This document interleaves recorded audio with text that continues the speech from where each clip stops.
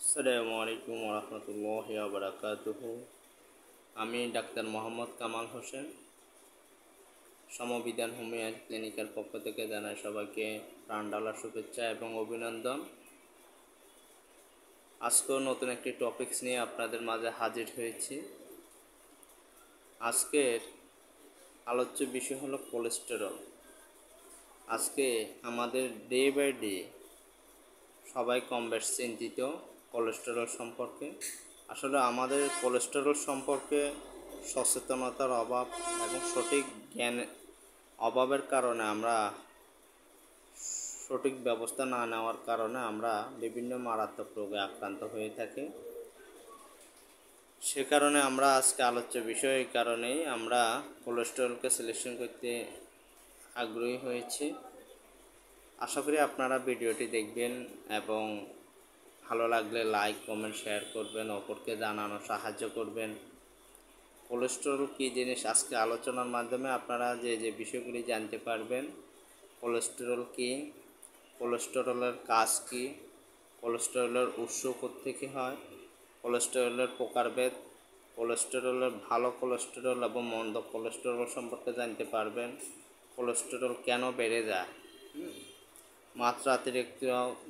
মাত্রাতিরিক্ত কোলেস্টেরলের কুফল, নিরাপদ কোলেস্টেরলের মাত্রা সম্পর্কে জানতে পারবেন।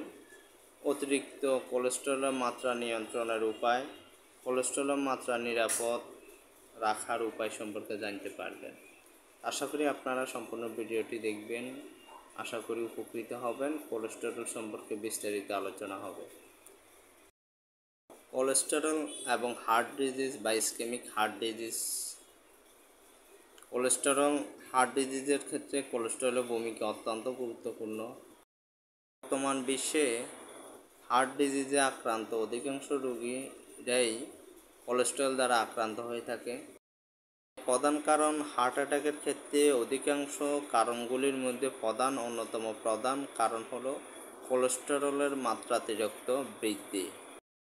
বাকি কারণগুলি হইতে পারে যেমন ডায়াবেটিস, কায়িক শ্রম, কর্মবিমুখতা, ধূমপান এবং উচ্চ রক্তচাপ ইত্যাদি। অনেক ধরনের হার্ট ডিজিজের মধ্যে বেদনাদায়ক, কষ্টকর অন্যতম ঘাতক রোগ হলো ইসকেমিক হার্ট ডিজিজ, যেটা সম্পর্কে আজকে আলোচনা করব।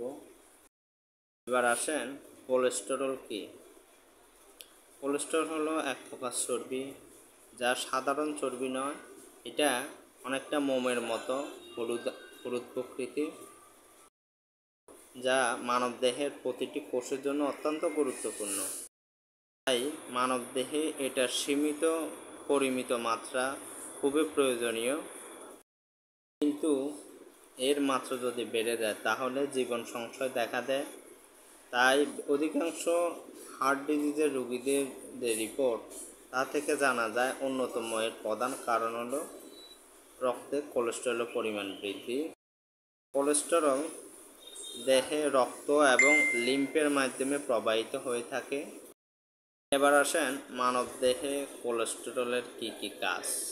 মানবদেহে কোলেস্টেরলের কাজ অত্যন্ত গুরুত্বপূর্ণ, যেমন খাদ্য সমীকরণ বা হজমের কাজ, ভিটামিন ডি তৈরি করা, স্টেরয়েড হরমোন এবং বাইল অ্যাসিড প্রভৃতি উৎপাদনে সহায়তা করা। আমরা যা খাই তা সঠিকভাবে হজম প্রক্রিয়ার মাধ্যমে শরীরের প্রত্যেকটা স্থানে পৌঁছানোর ক্ষেত্রে কোলেস্টেরলের ভূমিকা অত্যাধিক গুরুত্বপূর্ণ। আমাদের শরীর অভ্যন্তরস্থ বিভিন্ন অর্গান, জীবকোষের পুষ্টি ও বর্ধনের জন্য প্রয়োজনীয় হরমোন কোলেস্টেরল গুরুত্বপূর্ণ ভূমিকা পালন করে। দেখা গেছে যে হজম প্রক্রিয়ায় যদি ব্যাঘাত সৃষ্টি হয়, সেক্ষেত্রে এবং যথারীতি যদি হরমোন তৈরিতে বিঘ্ন সৃষ্টি হয়, তাহলে এক্ষেত্রে মানুষের স্বাস্থ্য এবং সুস্থতা বিঘ্নিত হয়ে থাকে। মানুষের শরীরের সুষ্ঠু পরিচালনার জন্য কোলেস্টেরলের ভূমিকা অত্যন্ত গুরুত্বপূর্ণ, এটার অবশ্যই প্রয়োজনীয়তা রয়েছে। তবে কোলেস্টেরলের অভাব এবং মাত্রাতিরিক্ত এর পরিমাণ শরীরের জন্য উভয়টি শরীরের জন্য অত্যন্ত ক্ষতির কারণ হয়ে থাকে, অসুস্থতার কারণ হয়ে থাকে। রক্তে এর সঠিক মাত্রার উপস্থিতি আমাদের শরীরকে সুস্থ, সুন্দর এবং আমাদের সার্থক করে তোলার ক্ষেত্রে খুবই গুরুত্বপূর্ণ ভূমিকা পালন করে থাকে এই কোলেস্টেরল। এবার আসেন কোলেস্টেরলের উৎস সম্পর্কে। কোলেস্টেরলের উৎস সাধারণত দুই ভাগে পাওয়া যায়। প্রধানত মনুষ্যের দেহ থেকে সৃষ্ট কোলেস্টেরল, আর দ্বিতীয়ত হলো প্রাণীজ দেহ থেকে আমরা যে কোলেস্টেরল পেয়ে থাকি।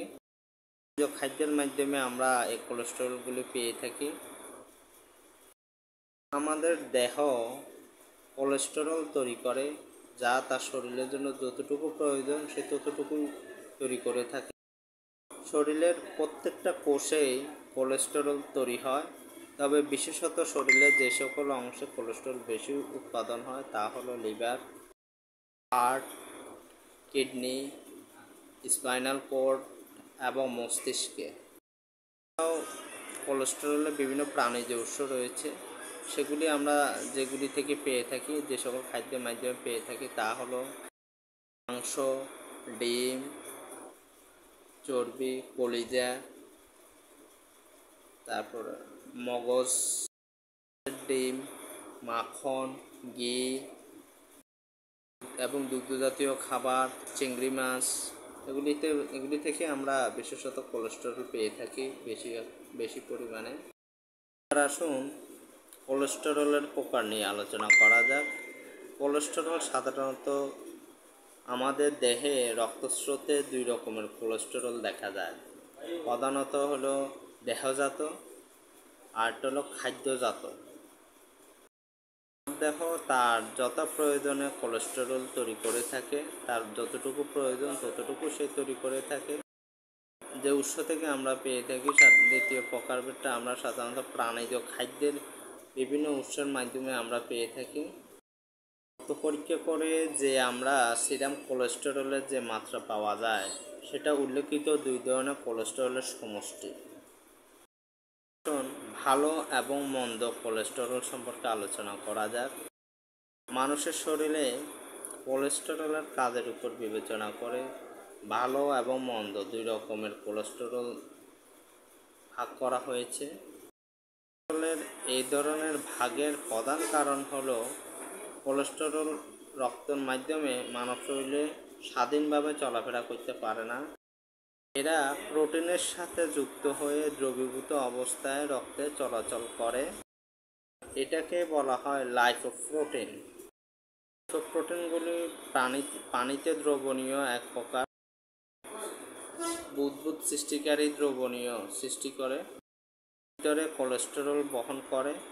লাইপোপ্রোটিনের উপকারিতার প্রেক্ষিতে এটাকে উচ্চ ঘনত্ব সম্পন্ন লাইপোপ্রোটিন HDL এবং নিম্ন ঘনত্ব বিশিষ্ট লাইপোপ্রোটিন LDL নামে অভিহিত করা হয়েছে। দেহের লাইপোপ্রোটিনের মধ্যে চর্বির ঘনত্ব বেশি, আমিষের ভাগ কম ঘনত্ব বিশিষ্ট লাইপোপ্রোটিন LDL তাদের শরীরে আমিষের পরিমাণ কম, অর্থাৎ যারা নিরামিষভোজী। লাইপোপ্রোটিনগুলি উচ্চ ঘনত্ব সম্পন্ন, যা LDL বা ক্ষতিকর কোলেস্টেরল রক্তের ধমনীর মধ্যে জমে উচ্চ রক্তচাপ বৃদ্ধি করে থাকে। উপকারী কোলেস্টেরল বা HDL প্রলেপ বা সৃষ্টি থেকে ধমনীকে রক্ষা করে থাকে এবং মন্দ বা ক্ষতিকর কোলেস্টেরল LDLকে দেহ থেকে বের করে দিতে সাহায্য করে থাকে। দুই ধরনের কোলেস্টেরল যদি রক্তে পরিমিত মাত্রায় থাকে তাহলে হার্ট অ্যাটাকের সম্ভাবনা খুবই কম থাকে। 4 ভাগ মন্দ কোলেস্টেরল LDL এক ভাগ উপকারী কোলেস্টেরল এসডিএল অনুপাতকে স্বাভাবিক মনে করা হয়ে থাকে। এলডিএল এর অবস্থান সম্পর্কে জানা যাক। এলডিএল প্রত্যাশিত মাত্রা হলো 130 mg, এর মধ্যে 130 থেকে 159 mg সহনীয় মাত্রার মধ্যে রয়েছে। 60 mg বা তার উপরে হলে অত্যন্ত বিপজ্জনক অবস্থান। রোগীদের জন্য মোট কোলেস্টেরল 150 এবং এলডিএল এর মাত্রা 100 এর মধ্যে সীমিত রাখা শ্রেয়। ব্যায়াম করে এবং কম চর্বি সম্পন্ন খাবার খেয়ে এলডিএল এর মাত্রা কমানো যায়। আসুন এসডিএল এর অবস্থান সম্পর্কে জানেন। এসডিএল এর মাত্রা 35 মিলিগ্রাম বা ডিএল বা 100 সিসি এর কম হলে তাতে করোনারি হৃদরোগের আশঙ্কা বেড়ে যায়। এর থেকে কম হৃদরোগের ঝুঁকি বেশ বাড়িয়ে দেয়। এসডিএল এর মাত্রা 60 এর বেশি হলে সেটা হৃদরোগের প্রতিরোধে সহায়ক হয়ে থাকে। বাড়তি ওজন কমিয়ে ব্যায়াম করে ধূমপান পরিহার করে এসডিএল এর মাত্রা অনেকাংশে বাড়িয়ে নেওয়া যায়। এবার আসুন কোলেস্টেরলের মাত্রা কেন বৃদ্ধি পেয়ে থাকে। বর্তমান সভ্য সমাজে বিভিন্ন কারণে মানুষের রক্তে কোলেস্টেরলের মাত্রা বেড়ে যায়। প্রধানতম অন্যতম কারণ হলো কোলেস্টেরলযুক্ত খাদ্য বেশি গ্রহণ। এই খাদ্যগত কোলেস্টেরলের উৎস হলো মাছ, মাংস, ডিম, চর্বি, ঘি, মাখন, পনির, ক্রিম, মালাই, ছানা, সন্দেশ ও অন্যান্য দুগ্ধজাতীয় খাদ্য, ইলিশ, সরপুঁটি, কই মাছ, মাছের ডিম, গলদা চিংড়ি, কাঁকড়া, শামুক, লিভার, ব্রেন, আইসক্রিম, চিংড়ি, নারকেল, পাম অয়েল, বনস্পতি, ডালডা, ঘি। এই সমস্ত খাদ্য ছাড়াও বিকৃত কার্বোহাইড্রেট যেমন চিনি, মিষ্টি, ময়দা, মদ, কোমল পানীয় প্রভৃতি খেলেও শরীরের রক্তে কোলেস্টেরলের মাত্রা বেড়ে যায়। বিকৃত কার্বোহাইড্রেটজাত খাদ্যগুলো খুব বেশি ক্যালোরি সম্পন্ন বিধায় মানসিক চাপের সমতুল্য প্রতিক্রিয়া সৃষ্টি করে, শরীরকে অত্যাধিক দেহজাত কোলেস্টেরল তৈরি করতে বাধ্য করে। এছাড়া স্নায়ুতন্ত্রের কাজের সাথে কোলেস্টেরলের যথেষ্ট সম্পর্কযুক্ত বলে মানসিক সংকটকালে কোলেস্টেরলের মাত্রা অস্বাভাবিক বেড়ে যায়। এছাড়া যারা ধূমপান করে, সাদা জর্দা খেতে অত্যন্ত অভ্যস্ত, যারা মেদস্বী বা অতি মোটা, যারা স্থবির বা অলস অর্থাৎ রীতিমতো ব্যায়াম করেন না ইত্যাদি কারণেও দেহ রক্তে কোলেস্টেরলের মাত্রা বৃদ্ধি পেয়ে থাকে। এবার আসুন মাত্রাতিরিক্ত কোলেস্টেরলের কুফল বা ক্ষতিকর দিক সম্পর্কে আমরা জানতে চাই। হৃদরোগ বলেন, ধমনী সংক্রান্ত রোগ বলেন, পিত্তপাথড়ী প্রভৃতি নানা ধরনের ডিজেনারেটিভ রোগের সাথে জড়িত কোলেস্টেরলের মাত্রা বৃদ্ধি। হার্টের রোগ হোক, পিত্তপাথড়ী হোক, ধমনী সংক্রান্ত যে কোনো রোগ হোক, এটার সাথেও কোলেস্টেরল জড়িত থাকে। আর এগুলি কোলেস্টেরলযুক্ত খাদ্য গ্রহণে ধমনীগুলোর অভ্যন্তরে ধীরে ধীরে চর্বি বা কোলেস্টেরলের আবরণ সৃষ্টি হয়ে থাকে, যার কারণে এই অবস্থার নাম হলো অ্যাথেরোস্ক্লেরোসিস। হৃদরোগ এবং স্ট্রোকের প্রাথমিক কারণ হচ্ছে এই অ্যাথেরোস্ক্লেরোসিস। অ্যাথেরোস্ক্লেরোসিস হচ্ছে এক ধরনের আর্টারিওস্ক্লেরোসিস বা ধমনী শক্ত হয়ে যাবার মতো অবস্থা। অ্যাথেরোস্ক্লেরোসিসের আরম্ভ হয় খুব ধীরে ধীরে ধমনীর ভিতরে চর্বি জমা হবার মাধ্যমে। এইভাবে ধমনীর অভ্যন্তরে কোলেস্টেরল জমে জমে ধমনী শক্ত, সরু ও প্রায় বন্ধ হয়ে যায়। বলে ধমনী তার স্থিতিস্থাপকতা হারায়। তারপর ধমনীর অসংখ্য কোষ ওই জমে ওঠা কোলেস্টেরল শোষণ করতে আরম্ভ করে। তখন শরীর ওই সকল ক্ষত স্থান মেরামত করার চেষ্টা করলে সেখানে আরও নতুন কোষের সৃষ্টি হয় এবং শেষ পর্যন্ত ধমনীর গায়ে তৈরি হয় একটি শক্ত পলক বা আর্টারিয়াল প্লাক। এইভাবে ধমনীর ভিতরে যখন জমাট বাঁধা রক্তের দলা অনেক সময় রক্তনালীকে সম্পূর্ণ বন্ধ করে দেয়, তখন তাকে বলা হয় থ্রম্বোসিস। এই ধরনের অ্যাথেরোস্ক্লেরোটিক পরিবর্তন যেই সকল ধমনীর মধ্যে দেখা যায় তার মধ্যে রয়েছে মহাধমনী, করোনারি ধমনী হার্টে, সেরিব্রাল ধমনী মস্তিষ্কে এবং রেনাল ধমনী কিডনিতে। বিশেষত যে সকল ধমনীগুলি আক্রান্ত হয়ে থাকে এগুলি হলো সেগুলি। এই অ্যাথেরোস্ক্লেরোসিস যখন হৃদযন্ত্রে রক্ত সরবরাহকারী করোনারি ধমনীগুলিতে দেখা দেয় তখন সৃষ্টি হয় মারাত্মক করোনারি আর্টারি ডিজিজ। এর সাথে হৃদযন্ত্রের মাংসপেশিতে দেখা দিতে পারে শ্বাসরোধকারী ক্ষণস্থায়ী যন্ত্রণা, যাকে বলা হয় অ্যানজাইনা পেক্টোরিস। ধীরে ধীরে যখন ধমনী ছিদ্র অত্যন্ত সংকীর্ণ হয়ে যায় তখন রক্ত অতি ক্ষীণ দাঁড়ায়, হয় হৃৎপিণ্ডকে কোনো রকমের চালু রাখে। কালক্রমে ধমনী সম্পূর্ণ বন্ধ হয়ে গেলে অম্লজানের অভাবে এই ধমনী নির্ভর হৃৎপেশির স্থানীয় মৃত্যুর মায়োকার্ডিয়াল ইনফার্কশন সূচনা হয়। হৃৎপিণ্ডে এইভাবে রক্ত সরবরাহের অভাবেই দেখা দিতে পারে হার্ট ফেলিওর, হার্ট ব্লক প্রভৃতি নানা রকম সাংঘাতিক হৃদরোগ। আর মস্তিষ্ক আক্রান্ত হলে স্ট্রোক বলা হয়, কিডনিতে হলে রেনাল ফেইলিউর বলা হয়। তাহলে কোলেস্টেরলের অতিরিক্ত মাত্রা, এলডিএল ক্ষতিকরটা এবং দুটোটার ভারসাম্য সঠিকভাবে না পরিমিত মাত্রায় না থাকার ফলে আমরা মারাত্মক ব্যাধিতে আক্রান্ত হয়ে থাকি। কোলেস্টেরল নিয়ন্ত্রণ অত্যন্ত গুরুত্বপূর্ণ একটা বিষয়।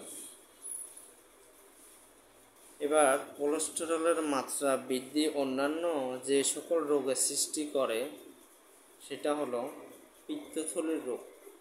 পিত্তথলিতে বিভিন্ন রোগ, আর্কুলাস সেনিলাস, চক্ষু রোগ, কানে কম শোনা প্রভৃতি সমস্যার সৃষ্টি করে থাকে। আসুন নিরাপদ কোলেস্টেরলের মাত্রা সম্পর্কে জানা যায়। রক্তে কোলেস্টেরলের সর্বোচ্চ এবং সর্বনিম্ন মাত্রা নিয়ে এখনও মতপার্থক্য রয়েছে। বিশেষত সর্বনিম্ন মাত্রা নিয়ে, অর্থাৎ রক্তের কোলেস্টেরল কোন মাত্রায় নিচে থাকলে হার্ট ডিজিজের সম্ভাবনা থাকে না। যুক্তরাষ্ট্রের হৃদরোগ সমিতির এক সমীক্ষায় উল্লেখ করা হয়েছে যে যদি একজন পূর্ণবয়স্ক ব্যক্তির রক্তে কোলেস্টেরলের পরিমাণ 130 থেকে 190 মিলিগ্রাম/% এর নিচে থাকে তবে হৃদরোগ হওয়ার সম্ভাবনা খুব কম। যদিও রক্তে কোলেস্টেরলের পরিমাণ 250 মিলিগ্রাম/% পর্যন্ত স্বাভাবিক ধরা হয়, তবু 200 মিলিগ্রাম/%-এর অধিক কোলেস্টেরল সম্পন্ন লোকের হৃদরোগের ঝুঁকি বেড়ে যায়। বিভিন্ন রিপোর্ট থেকে এটাই প্রমাণিত হয় যে যেসব দেশের মানুষের রক্তে গড় কোলেস্টেরলের পরিমাণ 150 মিলিগ্রাম/% বা তার চেয়ে কম, সে দেশে হৃদরোগের প্রকোপও কম। আজকের স্বাস্থ্য এপ্রিল 93 সালের একটা মাসিক পত্রিকায় এর সংখ্যায় একটা রিপোর্টে এসেছে কোলেস্টেরলের মাত্রা সম্পর্কে বলা হয়েছে ক কাঙ্ক্ষিত মাত্রা 200 মিলিগ্রামের কম, খ 200 থেকে 239 মিলিগ্রাম বিপজ্জনক সীমার নিকটে এবং উচ্চ মাত্রা 240 মিলিগ্রাম থেকে আরও ঊর্ধ্বে। এবার আসুন, যুক্তরাষ্ট্রের স্বাস্থ্য বিশারদ নাথান প্রেটিকিন বলেছেন, হৃদরোগ তথা ধমনী সংক্রান্ত রোগ প্রভৃতি থেকে নিরাপদ দূরত্বে থাকার একটি সার্থক পরীক্ষিত ফর্মুলা হলো কোলেস্টেরলকে 100+ আপনার বয়স এই মাত্রার বা পরিমাণে সীমাবদ্ধ রাখা। কিন্তু সর্বক্ষেত্রে সর্বোচ্চ সীমা রাখতে হবে 130 মিলিগ্রাম/%। কেননা কোলেস্টেরলের মাত্রা 165 মিলিগ্রাম এর বেশি হলেই ধমনীতে আর্টারিয়াল বিভিন্ন রোগাক্রমণের সম্ভাবনা দেখা দিয়ে থাকে। তাহলে অবশ্যই আমাদেরকে কোলেস্টেরলের মাত্রাকে কন্ট্রোলে রাখতে হবে। যদি বয়সের সাথে সাথে আমাদের এই মাত্রাটাকে স্বাভাবিক রাখার চেষ্টা করতে হবে। যদি আমাদের মাত্রাটা ওভারকাম করে তাহলে আমাদের শরীরে বিভিন্ন মারাত্মক ব্যাধি বাসা বাঁধবে। এক্ষেত্রে আমরা রক্ত পরীক্ষার মাধ্যমে কোলেস্টেরলের পরিমাণটা আমরা লিপিড প্রোফাইলের মাধ্যমে আমরা সচরাচর এই বিষয়টা জানতে পারি। আমরা সামনে আসে আলোচনা অতিরিক্ত কোলেস্টেরলের মাত্রা নিয়ন্ত্রণের উপায়। কিভাবে আমরা এই অতিরিক্ত কোলেস্টেরলের মাত্রাকে নিয়ন্ত্রণ করব, নিরাপদ রাখার উপায়টা সম্পর্কে এখন আলোচনা করব। নিরাপদ কোলেস্টেরলের মাত্রা স্বাস্থ্য সুস্থতা তথা জীবন সংগ্রামে জয়যুক্ত হওয়ার জন্য অন্যতম অপরিহার্য বিষয়। অপরপক্ষে মাত্রাতিরিক্ত কোলেস্টেরল হার্ট অ্যাটাক সহ বিভিন্ন প্রাণঘাতী রোগে পরিপূর্ণ। বর্তমান জনসমষ্টির মোট মৃত্যুর প্রায় 50% হার্ট অ্যাটাকের শিকার। কারণ অনেক প্রতিষ্ঠিত সত্য যাচাই করে দেখা গেছে যে হার্ট অ্যাটাকের শিকার যারা ব্যক্তি তাদের রক্তে অতিমাত্রায় কোলেস্টেরল রয়েছে। বিভিন্ন সময়ে ও বিভিন্ন দেশে অত্যন্ত সতর্কতার সাথে জরিপ চালিয়ে যে তথ্য সংগ্রহ করা হয়েছে তাতে দেখা যায় যে খাদ্যাভ্যাস এবং জীবনযাত্রার পরিবর্তন ঘটিয়ে রক্তে কোলেস্টেরলের মাত্রার উন্নতি সাধন সম্ভব। এ ব্যাপারে প্রাণীজ প্রোটিন যেগুলি যেমন মাছ, মাংস, ডিম, দুধ খাদ্য অবশ্যই পরিহার্য। তবে প্রত্যেক 100 গ্রাম পর্যন্ত স্বল্প ফ্যাটযুক্ত ছোট মাছ যেমন মৃগেল, ভেটকি, শিং, মাগুর, ছোট রুই, কাতলা, পাবদা, শোল প্রভৃতি এবং সমপরিমাণ চিকেন বা ওই জাতীয় পাখির মাংস খাওয়া যেতে পারে। পশুর মাংস বর্জন করতে হবে। ইলিশ, ট্যাংরা, সরপুঁটি, কই, চিংড়ি বাদ দিতে হবে। মাছের ডিম ও ডিমের কুসুম, ডিমের সাদা অংশ কোলেস্টেরল মুক্ত বলে খাওয়া যাবে, অবশ্যই পরিহার্য।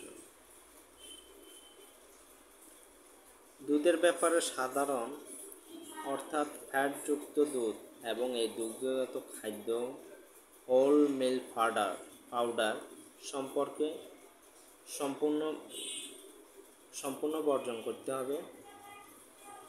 তবে মাখন তোলা দুধ, স্কিমড মিল্ক ও এই দুধের তৈরি দই, ছানা ও অন্যান্য খাদ্য পরিমাণ মতো খাওয়া যাবে।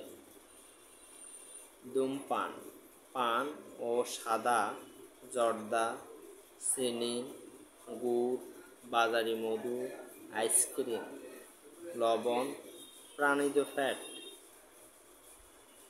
ঘি, মাখন, কড লিভার, শার্ক লিভার তেল এবং উদ্ভিজ্জ ফ্যাট যেমন নারিকেল, পাম অয়েল, বাদাম, বনস্পতি, ডালডা ইত্যাদি বর্জন করতে হবে।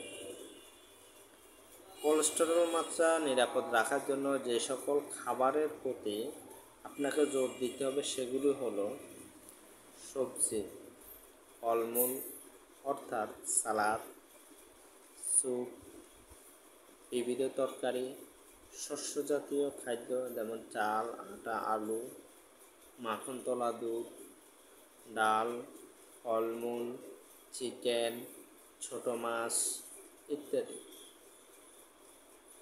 তেলের মধ্যে সয়াবিন বাদে সরিষা, সূর্যমুখী অলিভ অয়েল, তিলের তেল এগুলি খাবেন। সব ধরনের বিকৃত কার্বোহাইড্রেট এগুলি বাদ দিতে হবে, যেমন চিনি, মিষ্টি, ময়দা, মদ। এরা কোলেস্টেরলযুক্ত খাদ্য না হলেও অত্যন্ত ক্যালোরি সম্পন্ন। এই বিকৃত বা রিফাইন্ড কার্বোহাইড্রেটগুলি গ্রহণে শারীরিক এবং মানসিক চাপের কারণে শরীরে অত্যন্ত কোলেস্টেরল তৈরি করতে হয়, আর তাই সম্পূর্ণ বর্জন করতে হবে। মদ এবং নেশা জাতীয় পানীয় এগুলিতে ক্যালোরি ছাড়া পুষ্টি নেই, বিদায় মেদস্বিতা দেখা দেয়, যার কারণে শরীরে মেদ দেখা দিয়ে থাকে। কফি ও ক্যাফিনযুক্ত পানীয় অবশ্যই বর্জন করতে হবে, কারণ এগুলি রক্তচাপের উপর খারাপ প্রভাব বিস্তার সহ রক্তের মধ্যে মন্দ কোলেস্টেরল এলডিএল পরিমাণ বৃদ্ধিতে সাহায্য করে। নিরাপদ কোলেস্টেরলের মাত্রা সংরক্ষণের জন্য খানা সম্পর্কে আপনাকে যা মেনে চলতেই হবে তা হলো: 1. 4 পা বিশিষ্ট পশুর মাংস বাদ দিয়ে চিকেন খাওয়া। 2 পা বিশিষ্ট প্রাণীর মাংস খাওয়াটা উত্তম। 2 হলো টাটকা ছোট মাছ খাওয়া। 3 হলো ডিম, ঘি, কলিজা, চিংড়ি মাছ, মাখন, ক্রিম, দুধের স্বর বর্জন করতে হবে। 4. প্রকৃতিজাত কার্বোহাইড্রেট ইচ্ছেমতো খাওয়া এবং বিকৃত কার্বোহাইড্রেট সম্পূর্ণ বর্জন করা। বিশেষত প্যাকেট জাতীয় যে খাবারগুলি আছে এগুলি থেকেও আমাদেরকে বিরত থাকতে হবে। আমাদেরকে নিরামিষ ভোজন প্রকৃতপক্ষে সর্বোৎকৃষ্ট খাদ্যাভ্যাস, আমাদেরকে বেশি বেশি নিরামিষ খেতে হবে। শাক সবজি এবং ফলমূলে কোনো কোলেস্টেরল নেই, এগুলি আমরা পর্যাপ্ত খেতে হবে। আমাদেরকে বিশেষত ক্ষতিকর ডালডা, সয়াবিন তেল এগুলি থেকে বিরত থাকতে হবে। সরিষার তেল ব্যবহার করতে পারেন, অলিভ অয়েল করতে পারেন। এগুলি খাওয়ার মাধ্যমে এই তেলগুলি আপনার শরীরে খারাপ কোলেস্টেরল তৈরিতে আপনাকে দূর করতে সাহায্য করবে। আর আপনারা নিয়মিত লেবু খেতে পারেন। লেবু আপনার শরীরে অতিরিক্ত কোলেস্টেরলের মাত্রা নিয়ন্ত্রণে রাখতে খুবই সাহায্য করবে। লেবুর পাশাপাশি আপনারা শসা খেতে পারেন। শাকসবজি বেশি বেশি সালাদের ব্যবস্থা করতে পারেন। গ্রিন টি খুবই গুরুত্বপূর্ণ একটা বর্তমানে কার্যকরী। গ্রিন টিকে আপনারা ব্যবহার করতে পারেন। গ্রিন টি আপনার শরীরের অতিরিক্ত বিষাক্ত টক্সিনগুলি বের করতে সাহায্য করতে পারে। আপনারা এই ক্ষেত্রে কাঁচি হলুদ বা হলুদকে আপনারা খাবারের সাথে খেতে পারেন, বা এটাকে তরলীকৃত করে আপনারা ব্লেন্ডার করে আপনারা এটাকে পানির মতো করে খেতে পারেন। চিরতা খেতে পারেন। চিরতা শরীরের বিষাক্ত কোলেস্টেরল দূর করতে খুবই কার্যকরী তিতা খাবারটি। টক জাতীয় ফলগুলি আপনারা খেতে পারেন। আমরা বিশেষত এখন টক খাবারগুলি পরিহার করি, এগুলি দূর করতে হবে আমাদেরকে।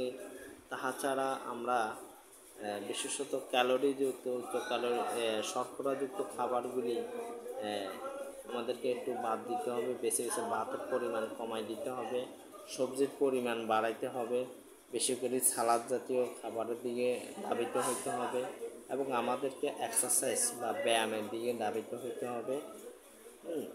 আমাদের ওয়েট নিয়মিত ওজন মাপতে হবে। ওজন মাপার ফলে আমাদের শরীরে বয়স অনুযায়ী যে স্ট্যান্ডার্ড চার্ট আছে, এই চার্ট অনুসারে আমাদের শরীরে যে ওয়েটের পরিমাণটা মেপে আমরা নিয়মিত এটা আমাদের ওয়েটকে স্বাভাবিক রাখার চেষ্টা করতে হবে। এছাড়াও আমরা বাদাম জাতীয় খাদ্যাভ্যাসগুলি, বিশেষত বাদাম খেতে পারি এবং আমরা রোজা রাখতে পারি। ফাস্টিং খুবই গুরুত্বপূর্ণ একটা বিষয়। সারাদিন যখন আমরা উপবাস থাকি, উপবাস থাকার পরে আমাদের শরীরের মধ্যে অটোফেজি হয়, তার কারণে আমাদের শরীরে যে ব্যাড কোলেস্টেরলগুলি আছে, যে কোষগুলি আছে, এগুলি নিজের থেকে ক্ষয় হতে শুরু করে। ক্ষয় হওয়া শুরু হওয়ার ফলে আমাদের শরীরে ওই দিন কোনো খাবার না ঢোকার কারণে আমাদের শরীরের ভিতরে পাকস্থলী, হার্ট, লিভার প্রত্যেকটা যন্ত্রাংশের ব্যবহার কম হয়ে থাকে, যার কারণে ওগুলি বিশ্রামে থাকে এবং অতিরিক্ত জমানো ব্যাড ফ্যাটগুলি এগুলি গলা শুরু হয়, যার ফলে আমরা সুস্থ থাকতে পারি। চায়নারা বিশেষত সুস্থ থাকার জন্য 3টা জিনিসকে ফলো করে থাকে। তাই তারা যে কারণগুলিকে বলছে সেটা হলো হার্ড এক্সারসাইজ, কঠিন পরিশ্রম করতে হবে সুস্থ থাকতে হলে, আর না হলে ব্যায়াম করতে হবে, ব্যায়াম এক্সারসাইজ, আর না হলে রোজা রাখতে হবে। আপনাকে এই 3টা যেটা আপনি ফলো করেন, এই 3টাই আমাদের স্বাস্থ্যের জন্য খুবই গুরুত্বপূর্ণ। এবং কি রোজা মুসলমানদের জন্য একটা নেয়ামত স্বরূপ। আপনারা রোজা রাখতে পারেন। আল্লাহ রাসূল সাল্লাল্লাহু আলাইহি সাল্লাম সপ্তাহে কমপক্ষে 2টা রোজা রাখতেন, সোমবার এবং বৃহস্পতিবার, এবং আইয়ামে বীজ মাসের 13, 14, 15 তারিখে আইয়ামে বীজের রোজা রাখতেন। এই 3 দিন আপনারা রোজা রাখতে পারেন। তাহলে এই আপনারা সাপ্তাহিক যে রোজাগুলি, আইয়ামে বীজের রোজা এবং বিভিন্ন বিভিন্ন তারিখে যে রোজাগুলি রাখা হয়, এগুলির মাধ্যমে আপনার শরীরে বিষাক্ত টক্সিনগুলি দূরীভূত হবে, আপনার ব্যাড কোলেস্টেরল থেকে মুক্তি পেয়ে তাড়াতাড়ি সুস্থ হতে পারবেন। আপনারা আপনারা সকালবেলা খালি পেটে গরম পানির সাথে লেবুর শরবত, গরম পানির সাথে লেবু দিয়ে আপনারা নিয়মিত যদি এই প্রক্রিয়ায় যদি গরম পানি খেতে পারেন, তাহলে আপনার শরীর থেকে বিষাক্ত টক্সিনগুলি এবং খারাপ কোলেস্টেরলগুলি, এলডিএলগুলি অতি দ্রুত কমে আসবে আশা রাখি। এছাড়াও ফাস্টিং খুব গুরুত্বপূর্ণ। এবং আপনারা ঠান্ডা পানির চেয়ে কেউ মনীষীরা কারো মতামতগুলো আপনারা যদি আমরা বিতর্কতা, আমাদের শরীরগুলি হলো অত্যন্ত গরম উত্তপ্ত, কিন্তু আমরা ঠান্ডা পানি খাওয়ার চেয়ে যদি আমরা গরম পানি খেতে পারি নিয়মিত, আমরা যদি গরম পানির ব্যবহার করে থাকি, খেয়ে থাকি, তাহলে আমাদের শরীরে যে অতিরিক্ত মেদ বা কোলেস্টেরল, এটাও অনেকাংশে কমে যাবে। এটা সম্পর্কে এইভাবে বলা আছে। এক্ষেত্রে বিশেষত আমাদেরকে অতিরিক্ত মিষ্টি জাতীয় খাবারকে সরিয়ে, মিষ্টি জাতীয় এবং প্রসেসিং যে ফুডগুলি আছে, আমরা ইদানিংকালে প্যাকেট জাতীয় যত খাবার আছে, খাবারের প্রতি বেশি আকৃষ্ট হয়ে থাকে। এই খাবারগুলি আমাদের স্বাস্থ্যের জন্য অত্যন্ত ক্ষতিকর কারণ হয়ে থাকে।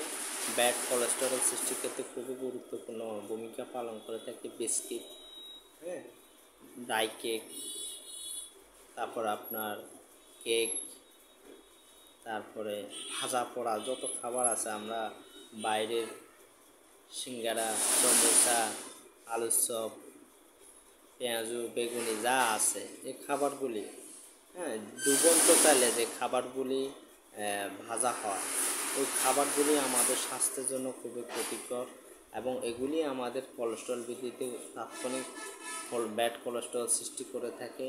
এবং আমরা বাইরের খাবার কুরিয়ার করে পুরান বাসি হোটেলের খাবারগুলি, যে খাবারগুলি সচরাচর হোটেলের মধ্যে পুরাতন বাসি খাবার হিসেবে ব্যবহৃত হয়ে থাকে, পুরাতন তেল দিয়ে রান্না করা হয়ে থাকে, ওই খাবারগুলির মাধ্যমেও আমাদের শরীরে ব্যাড এলডিএল কোলেস্টেরলের সৃষ্টি হয়ে থাকে। এক্ষেত্রে আমাদেরকে নিয়মিত ঘরে তৈরি উত্তম খাবারগুলি রান্নার মাধ্যমে আমাদেরকে খেতে হবে, যে খাবারগুলি আমাদের স্বাস্থ্যের জন্য খুবই উপকারী। আমরা নিজের ঘরে তৈরি খাবারগুলি নিয়মিত খাবার ব্যবস্থা করতে হবে।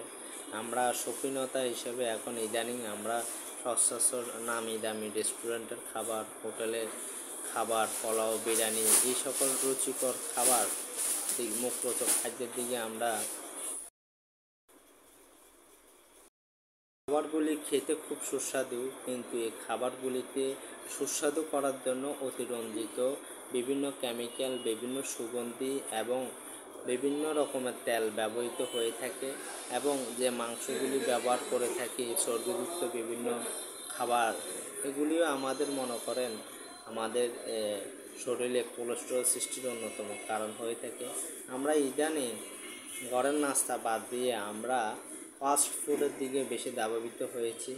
আমরা রোল, বার্গার, চিকেন ফ্রাই বিভিন্ন খাবারের দিকে ধাবিত হচ্ছি। আধুনিক সভ্যতার নামে আমরা আমাদের লিভার এবং পাকস্থলী যে খাদ্যগুলি সহ্য করতে পারবে না, যে খাবারগুলি আমাদের পাকস্থলী, আমরা বাঙালি জাতি, আমরা এই দেশের মাটির সংস্কৃতি এবং আমাদের খাদ্যাভ্যাসের সাথে পাশ্চাত্যের যে খাদ্য সংস্কৃতি এগুলি এক নয়। ওই খাবারগুলি আমরা গ্রহণের দিকে ইদানিং ধাবিত হচ্ছি, যার কারণে আমাদের স্বাস্থ্যগত ঝুঁকি আগের চেয়ে অনেকাংশে বৃদ্ধি পেয়েছে। আমাদেরকে এই ক্ষেত্রে স্বাস্থ্যকর খাদ্য খুঁজে খুঁজে বেছে নিয়ে খেতে হবে। যে খাবারগুলি শুধু মুখের টেস্ট বৃদ্ধি করে তা নয়, যে খাবারগুলি শুধু পেট ভরায় তা নয়, আমাদেরকে খাদ্যের পুষ্টিগত গুণাগুণ সম্পর্কে বিবেচনা করে খেতে হবে। আজকে আমরা প্রায় আমাদের এই খাদ্যাভ্যাসের কারণে পেটের পীড়ায় আমরা আক্রান্ত হচ্ছি। বিভিন্ন রকমের পেটের সমস্যার কারণে আমাদের স্বাস্থ্যগত ঝুঁকি দেখা দিচ্ছে। আজকে ফ্যাটি লিভার যে একটা কমন একটা ডিজিজে পরিণত হচ্ছে, এটার অন্যতম কারণ হলো আমাদের এই খাদ্যাভ্যাসের কারণে আমাদের এই সমস্যাগুলি সৃষ্টি হয়ে থাকে এবং ব্যাড কোলেস্টেরলের বৃদ্ধির কারণে এটা অন্যতম কারণ হয়ে থাকে। এবং পর্যায়ক্রমে আমাদের এই ফ্যাটি লিভার থেকে fatty liver first grade, second grade, third grade, এগুলি পরবর্তীতে আমরা লিভার অ্যাবসেস, বিভিন্ন লিভার অ্যাবসেস হয়ে ক্যান্সার, লিভার ক্যান্সার, বিভিন্ন সমস্যা আমরা আক্রান্ত হয়ে থাকি। এছাড়াও আমাদের একসময় লিভার যখন চর্বি নিতে নিতে আর যখন সে উৎপাদন করতে তখন ইনসুলিন নির্গমন কমে যায়, তখন ডায়াবেটিসের লক্ষণ দেখা দেয়। পরবর্তীতে ওখান থেকে আমাদের হার্টে চর্বি জমা শুরু হয়, পরবর্তীতে হার্ট ব্লকেজ দেখা দেয়, হার্ট ফেলিওর, স্ট্রোক, বিভিন্ন সমস্যা, হার্ট অ্যাটাক, বিভিন্ন সমস্যা দেখা দিয়ে থাকে।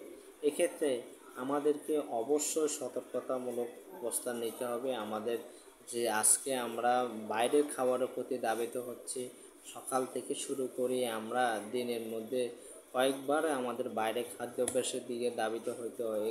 প্রতিনিয়ত আমরা নাস্তা হিসেবে ইদানিং আমরা এখন সংস্কৃতিতে রূপান্তর হয়ে গেছে, আমরা বিভিন্ন বেকারি জাতীয় খাদ্যের দিকে ধাবিত হচ্ছি। এই খাবারগুলিও আমাদের স্বাস্থ্য ক্ষতিকর উপাদানগুলি, যে ব্যাড কোলেস্টেরল, এটা আমাদের স্বাস্থ্যের জন্য অত্যন্ত ক্ষতিকর হয়ে যাচ্ছে। যদিও খাবারগুলি খুব মচমচে সুস্বাদু এবং কী দিয়ে ভাজে আমরা এগুলিও জানি না, কী তেল দিয়ে ভাজে তাও আমরা জানি না, এমন খাবারগুলি আমরা খাচ্ছি। এই হলো আমাদের সমস্যা।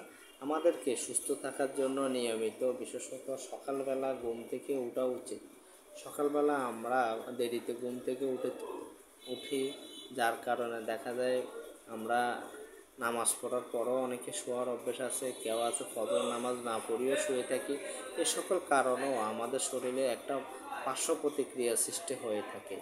এছাড়াও আমরা দেরিতে নিদ্রা যাই, রাত্র 11টা 12টা। আমাদের যে ঘুমের এবং বিশ্রামের যে টাইম টেবিল, এই টাইম টেবিলটা এলোমেলো হয়ে গেছে এবং যার কারণে আমরা দিনের বেলা বিশ্রাম নেই।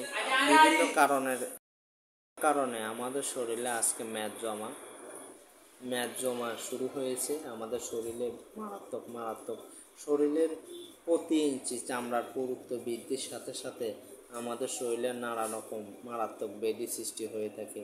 তাই আমাদের বিশ্বাস করতে হবে, আমরা যা খাই প্রতিনিয়ত আমাদের প্রত্যেকটা জিনিসের মধ্যে ভেজাল। আমরা ওষুধ খাই, ওষুধের মধ্যেও ভেজাল, আমরা খাবার খাই তার মধ্যেও ভেজাল, আমরা যা ব্যবহার করি তার মধ্যেও ভেজাল। এই ভেজালের ভিতরে এবং আলো বাতাস পানি, আমরা যে পানিগুলি খেয়ে থাকি, পানির মধ্যেও অনেক রোগের জীবাণু থাকে, বিদ্যমান থাকে। হেপাটাইটিস বি ভাইরাসের জীবাণু থাকে, অনেক ভিতরে ইনফেকশন সৃষ্টিকারী, সংক্রমণ সৃষ্টিকারী, অ্যামিবিক ডিসেন্ট্রি সৃষ্টিকারী, কলেরা সৃষ্টিকারী, ফাঙ্গাল ইনফেকশন সৃষ্টিকারী বিভিন্ন ক্ষতিকারক বিভিন্ন উপাদান থাকে, যা আমরা চোখে দেখি না। উপাদানগুলি আমাদের স্বাস্থ্যের জন্য অত্যন্ত ক্ষতির কারণ হয়ে থাকে। একটু সচেতন হতে হবে আমাদের এই জাতিকে সভ্য জাতিতে রূপান্তর করার জন্য আমাদেরকে ইসলামের সে আদর্শের দিকে ধাবিত হতে হবে। আল্লাহ রাসূল সাল্লাল্লাহু আলাইহি সাল্লাম আমাদেরকে যেদিকে যাওয়ার জন্য বলেছে ওটাই হলো আমাদের উত্তম আখলাক, উত্তম চরিত্র, উত্তম আমাদের জীবনযাপন, life life life skill base, এটাই হলো আমাদের জন্য বেটার জীবন ব্যবস্থা। আল্লাহ রাসূলের সময় সাহাবীদের চিকিৎসার জন্য এক ইয়েমেন থেকে চিকিৎসক এসেছিলেন। তাহারা সাহাবীদের চিকিৎসার জন্য আসছিলেন। তারা দেখলেন যে তারা ওখানে অবস্থান করার পরও একজন রুগীও খুঁজে পেলেন না। এর কারণ তারা যাওয়ার সময় আল্লাহ রাসূলকে জিজ্ঞাসা করলেন যে কেন কোনো রুগী পাওয়া গেল না। তখন আল্লাহ রাসূল বলছে তারা পরিমিত আহার করে, প্রয়োজনের বেশি খায় না, খিদা না লাগলে খাবার খায় না, হ্যাঁ, এবং সুন্নত মতে তারা যেভাবে বসে খাওয়ার উচিত সেভাবে খাবার খায়। আমরা আমরা পেটের এক ভাগ খায়, এক ভাগ খালি রাখে, এক ভাগ পানি থাকে। আমরা বা কোথাও অর্ধেক খাবার অর্ধেক পানির কথা বলা আছে। তারা এইভাবে চলার কারণে তাদের কোনো রোগ ব্যারাম দেখা দেয় না। কিন্তু আমরা যখন তখন যেখানে সেখানে খাবার পাই, আমরা এখন যেখানে খাবার পাই এমনিতে খাওয়ার পরও খাই। তাহলে আমার শরীরে যে অতিরিক্ত খাবারটা, এই খাবারটা আমার শরীরে অতিরিক্তভাবে জমা হয়, কিন্তু এটা ক্ষয় হচ্ছে না। আমাদের ইদানিং যে কর্ম পরিবেশ, আমরা বেশিরভাগই আরামপ্রিয়, আমরা বসে বসে কাজ করতে খুবই স্বাচ্ছন্দ্য বোধ করি, এসির নিচে বসে অফিসিয়াল কাজ করতে খুব আরামপ্রিয়, কিন্তু শরীরের যে ঘাম, যে টক্সিনগুলি আমরা বের করতে দিই না, আমরা সারাদিন কায়িক পরিশ্রম করতে রাজি নয়, যার কারণে এবং উচ্চ রক্তচাপ, আমাদের শরীরে অতিরিক্ত চাপ, ব্রেনের উপরে অতিরিক্ত টেনশন, অতিরিক্ত আয়ের টেনশন, কীভাবে আয় বাড়ানো যায়, এই সকল কারণ অন্যতম কারণ। এক্ষেত্রে আমাদেরকে সঠিক খাদ্যাভ্যাস, তখন আল্লাহ রাসূলের সময় তারা ওইভাবে কোনো রোগী পায়নি, তাহলে ওগুলিও আমাদেরকে ফলো করতে হবে। তাহারা মেসওয়াক ইউজ করতে হবে। মেসওয়াকের অনেক গুণাবলী, অনেক ফজিলত, 70টার উপর উপকারিতা আছে মেসওয়াক। মুখ হইল শরীরের প্রধান প্রবেশদ্বার, এখান দিয়ে রোগ জীবাণু সকল কিছু প্রবেশ করে। তা আপনি আপনার এই মুখটাকে আপনি যদি প্রতিনিয়ত 5 ওয়াক্ত নামাজের পূর্বে যদি মেসওয়াক ইউজ করেন, মেসওয়াক সম্পর্কে এত বেশি হাদিস, এত বেশি আল্লাহ তাআলা আদেশ দিয়েছেন। আল্লাহ রাসূল সাল্লাল্লাহু আলাইহি সাল্লাম তো চিন্তায় পড়ে গেছেন, না জানি তার উম্মতের জন্য এটা ফরজ করা। তারা মেসওয়াক করবেন। মেসওয়াক অত্যন্ত পেটের রোগ থেকে শুরু করে প্রায় 70 প্রকারের উপকারিতা রয়েছে। এটা আপনার স্বাস্থ্য রক্ষার জন্য খুবই গুরুত্বপূর্ণ, এবং আমাদেরকে সঠিক সময়ে সঠিক কাজ করার জন্য আমাদেরকে সেই চিন্তা ফিকির করতে হবে। আমাদেরকে একটু ডিপ্রেশন, হতাশামুক্ত, আমাদের দুনিয়াবি লোভ লালসা, হিংসা অহংকার, এগুলি থেকে পরিত্রাণ চেষ্টা করতে হবে। আমাদের মনকে ডাইভার্ট করতে হবে। আমাদেরকে কিছু কিছু সময় ধ্যানে থাকতে হবে। কিছু কিছু সময় আমরা নিজেকে নিয়ে হারিয়ে যেতে হবে। দুনিয়ার এই ব্যস্ততা প্রতিনিয়ত আমাদের মস্তিষ্ককে ড্যামেজ করে দিচ্ছে। আসলে আমাদের সঠিক ব্যবহার, আমাদেরকেও তো একটা নির্ধারিত উদ্দেশ্যে আল্লাহ তাআলা সৃষ্টি করেছেন, তার দেখানো পথে যদি আমরা চলি, হারাম থেকে আমরা যদি বিরত থাকতে পারি, হারাম খাদ্যগুলি আজকে আমাদের শরীরে প্রবেশ করে, এই হারাম খাদ্যগুলি আমাদের শরীরে বিভিন্ন রকম রোগের বাসা বাঁধে। আমাদের আয়কে কীভাবে শতভাগ হালাল করা যায় সেই দিকে আমাদের চিন্তা করতে হবে। হালাল রিজিক কখনো, এবং খাওয়ার আগে বিসমিল্লাহ বলা, খাওয়ার শেষে আলহামদুলিল্লাহ বলা, এগুলি শুধু বলা নয়, আজকেও বিজ্ঞানসম্মত, এগুলি সায়েন্টিফিক। আল্লাহ রাসূল কোনো কিছু যা যা বলেছেন সকল কিছুই উত্তম। উত্তম খাদ্যাভ্যাস, উত্তম জীবন আচরণ, তার ঘুমের ক্ষেত্রে, চলাফেরার ক্ষেত্রে, সকল ক্ষেত্রে আল্লাহ তাআলা আল্লাহ রাসূলকে দিয়ে সব কিছু দেখিয়ে দিয়েছেন।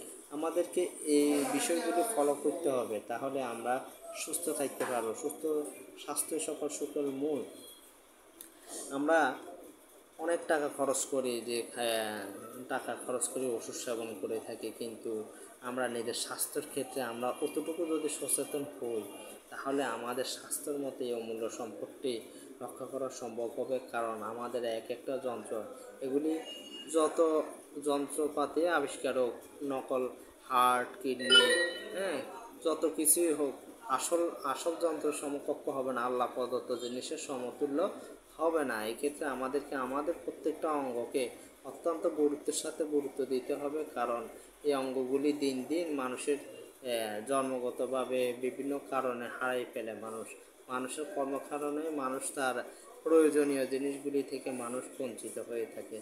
আসলে এগুলি আল্লাহ সম্পদ হিসেবে আমাদেরকে দিয়েছে, এগুলি রক্ষণাবেক্ষণের দায়িত্ব আমাদেরকে দিয়েছে। তো এই পাশাপাশি আরও কিছু বলতে চাই যে আমরা যদি ওষুধ বা চিকিৎসার ক্ষেত্রে যদি আমরা ব্যাড কোলেস্টেরলকে দূরীভূত করে এসডিএলকে আমরা প্রতিস্থাপিত বা এর পরিমাণ বাড়াতে চাই, এক্ষেত্রে হোমিওপ্যাথিক চিকিৎসা রয়েছে। আপনারা হোমিওপ্যাথিক যে সকল মেডিসিন গ্রহণ করতে পারেন, এখন বিস্তারিত ওই সকল মেডিসিন সম্পর্কে আলোচনা করব। আপনারা হোমিওপ্যাথিক চিকিৎসার পাশাপাশি নিজের লাইফস্টাইলকে চেঞ্জ করতে পারলে আশা করি অতি দ্রুত আপনারা এই কোলেস্টেরল জনিত যে সমস্যাগুলি, হার্টের সমস্যা, লিভারের সমস্যা, কিডনির সমস্যা, এই যত সমস্যা আছে, পিত্তের সমস্যা, সকল সমস্যা থেকে আপনারা পরিত্রাণ পেতে পারেন। সেই ওষুধগুলি নিয়ে আমরা আলোচনা করব। এখন যে ওষুধগুলি নিয়ে আলোচনা করব সেগুলি প্রথমত আমরা কোলেস্টেরল আমরা লক্ষণভিত্তিক চিকিৎসা করে থাকি। হোমিওপ্যাথিক লক্ষণভিত্তিক চিকিৎসা, প্রত্যেকটা রোগীর শরীর ভিন্ন, অভিন্ন, এই প্রত্যেকটা রোগীর লক্ষণও অভিন্ন, এই অভিন্ন রোগীর জন্য অভিন্ন মেডিসিন সিলেকশন করতে হয়। হোমিওপ্যাথিতে কোনো রোগের নামে স্পেসিফিক মেডিসিন নেই, তবে আমরা লক্ষণ ভিত্তিক যে কোনো মেডিসিন সিলেকশনের মাধ্যমে আমরা উক্ত সমস্যা থেকে পরিত্রাণ পেতে পারি। তারপরও আমরা সচরাচর যে সকল ওষুধ ব্যবহার করার মাধ্যমে কোলেস্টেরলের অতিরিক্ত মাত্রা কমিয়ে আমরা সুস্থতা লাভ করতে পেরেছি। সুস্থতা লাভের ক্ষেত্রে যে সকল মেডিসিন আমরা ব্যবহার করি সেগুলি সম্পর্কে আলোচনা করতেছি। প্রথমত যে ওষুধটি ব্যবহার করতে পারেন,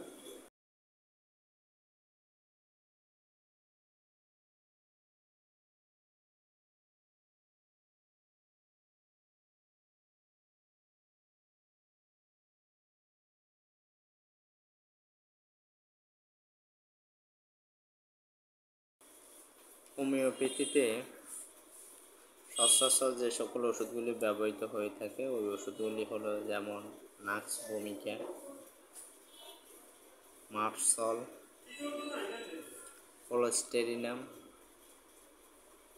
অ্যালিয়াম স্যাটাইভা, ফিউকাস বেসি, ফাইটোলাক্কা বেরি, লাইকোপোডিয়াম, মাইরিকা, সেরিডোনিয়াম ইত্যাদি ওষুধগুলি ব্যবহৃত হয়ে থাকে। এই ওষুধগুলি উপযুক্ত লক্ষণভিত্তিক চিকিৎসকের সুপরামর্শের সেবনের মাধ্যমে